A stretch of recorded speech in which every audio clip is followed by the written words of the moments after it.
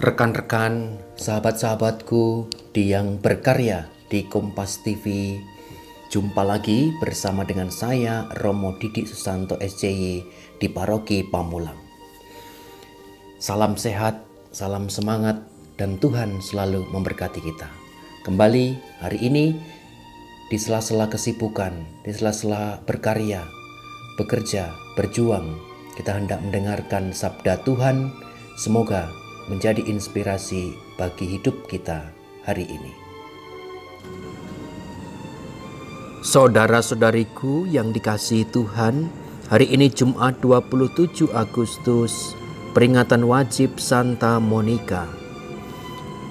Kita akan mendengarkan Injil suci menurut Matius bab 25 ayat 1 sampai dengan 13. Pada suatu hari Yesus mengucapkan perumpamaan ini kepada murid-muridnya. Hal kerajaan surga itu seumpama 10 gadis yang mengambil pelitanya dan pergi menyongsong pengantin. 5 di antaranya bodoh dan 5 bijaksana. Yang bodoh membawa pelita tetapi tidak membawa minyak.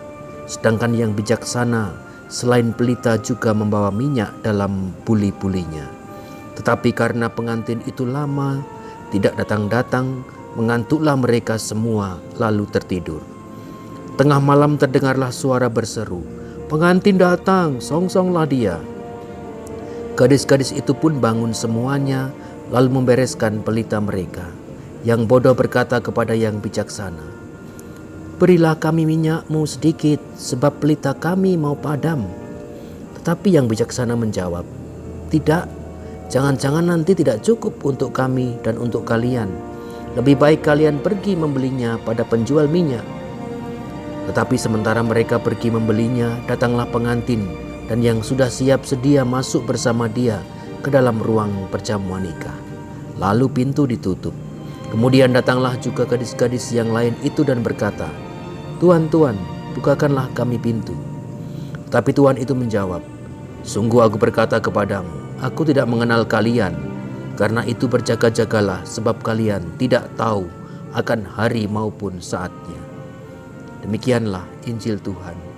Terpujilah Kristus.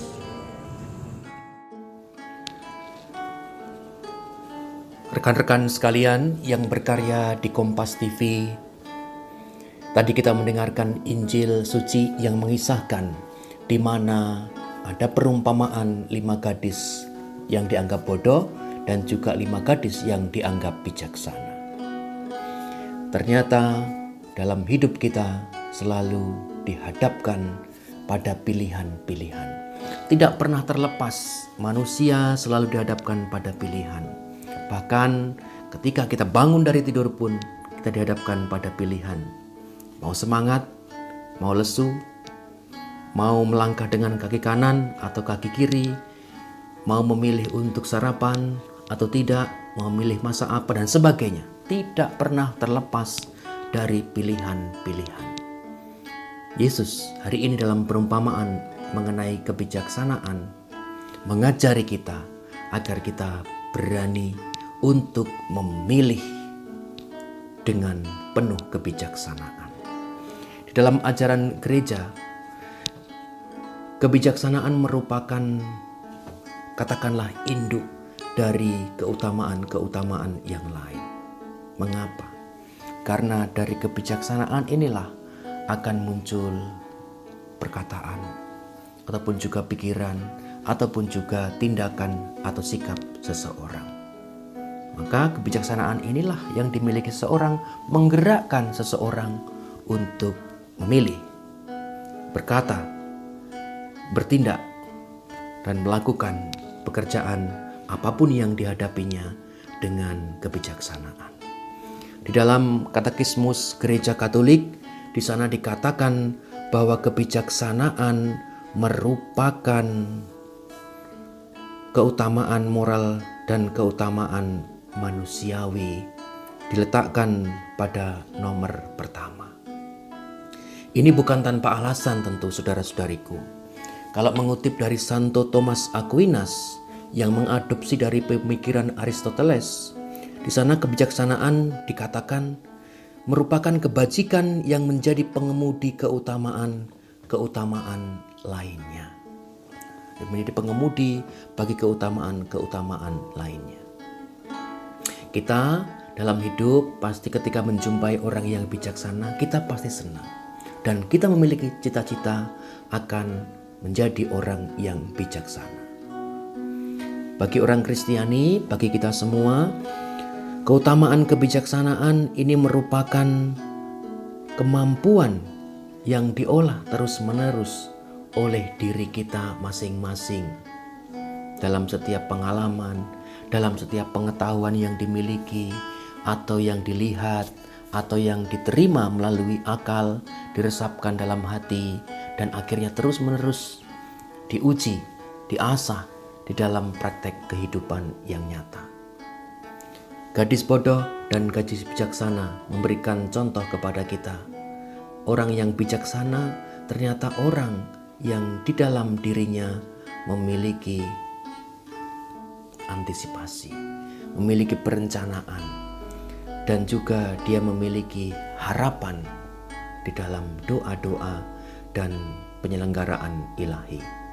Maka saudara-saudariku yang terkasih, kebijaksanaan yang diharapkan oleh Yesus yang akan diterapkan dalam hati kita, dalam diri kita, merupakan kebijaksanaan yang bukan di awang-awang atau dengan kata-kata kita bisa menyampaikan sesuatu dengan baik, tetapi antara hati dan apa yang dikatakan, apa yang dipikirkan, apa yang dilakukan, itu semua dalam rangka kebijaksanaan ilahi. Kebijaksanaan ilahi itu apa? Kebijaksanaan ilahi di mana di dalamnya selalu ada sifat atau sikap-sikap ilahi. Sikap-sikap ilahi itu di sana ada pengampunan, ada belas kasih, ada cinta kasih, ada kejujuran, ada keterbukaan, ada kerendahan hati. Itulah yang harus dimiliki bagi kita setiap manusia yang berjuang untuk menjadi bijaksana. Maka ketika berhadapan dengan masalah tertentu, orang yang bijaksana akan berpikir tenang, berdoa, merenungkannya, discernment atau memilah dan memilih dengan segala keadaan, lalu tidak tergesa-gesa untuk memutuskan sesuatu dengan amarah, emosi ataupun spontanitas. Tapi dia berani untuk menarik diri, tenang dalam doa, memasrahkan pada kehendak Allah, dan akhirnya dengan pikiran yang jernih, hati yang tenang, dan iman yang mendalam, semua dapat diputuskan, dipilih dengan baik. Mari kita belajar dalam tugas kita apapun, dimanapun kita berada, menjadi apa kita semua belajar menjadi bijaksana, agar Tuhan menemukan kita menjadi anak-anaknya yang memiliki kebijaksanaan secara Kristiani. Tuhan memberkati kita semua. Amin.